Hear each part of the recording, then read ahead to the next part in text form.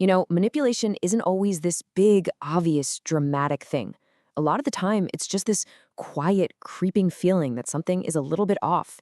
So, in this explainer, we're going to pull back the curtain on those subtle, secret signs that someone might be trying to control you. Have you ever walked away from a chat with someone feeling weird? Like a wave of guilt just washes over you, but you can't for the life of you figure out what you did wrong? That feeling? That's a classic sign, and it's often the very first clue that something isn't quite right.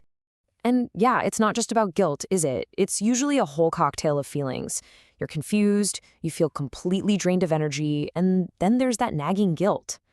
These are the core emotional symptoms of being manipulated, even when your brain can't logically explain why.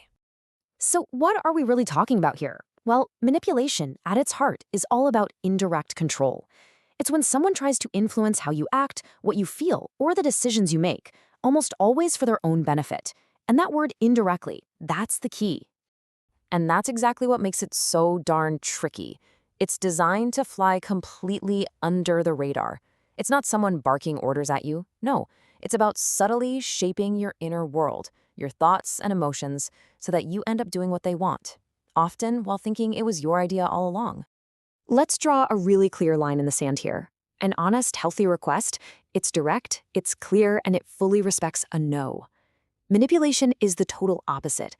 It's roundabout, it leans on guilt and pressure, and it's designed to make you feel confused so you can't say no. Okay, so how do you actually spot this stuff in the real world? We're about to break down 10 of the most common subtle signs. I want you to think of these as red flags. And remember, it's not about a single incident, it's about recognizing a pattern of behavior. Yup, 10 key things to keep an eye out for. All right, first up, and this one is huge, is the guilt trip. Manipulators are absolute masters at using guilt like a weapon to get what they want. You find yourself feeling responsible for their happiness, for their feelings, even when you've done absolutely nothing wrong. You'll hear phrases just like this one, "After everything I've done for you." It's a classic. It's designed to immediately put you on the back foot and make you feel like you owe them something. Next up are a couple of really powerful mind games. First, they twist your words. They'll say something like, "Oh, you're just being too sensitive." Then there's gaslighting, where they just flat out deny something happened. Both of these tactics have the same goal, to make you question your own sanity and believe that you're the one with the problem. This whole indirect thing pops up in other ways too. Instead of just asking for what they want, they'll drop hints or make little passive-aggressive comments.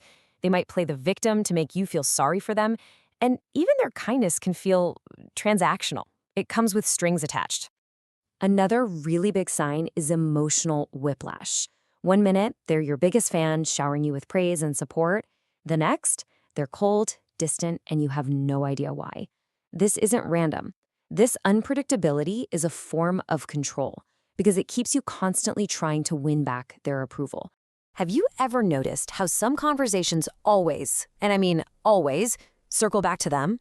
It's like no matter what you start talking about, the focus somehow shifts back to their needs, their drama, their problems, while your stuff gets about 10% of the airtime, if you're lucky.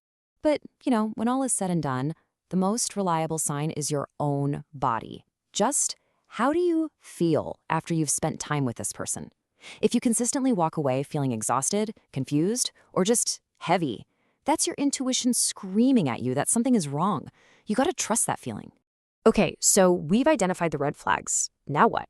What do you actually do about it? Let's totally shift gears and talk about solutions. This is all about building up your defenses and taking your power back. Here are 5 concrete, actionable steps you can take. It all starts with step 1, trusting that gut feeling we were just talking about. From there, it's about setting clear boundaries, not feeling like you have to write a novel to explain yourself, watching what they do, and sometimes just creating some space. Let's just focus on step 2 for a second. Boundaries.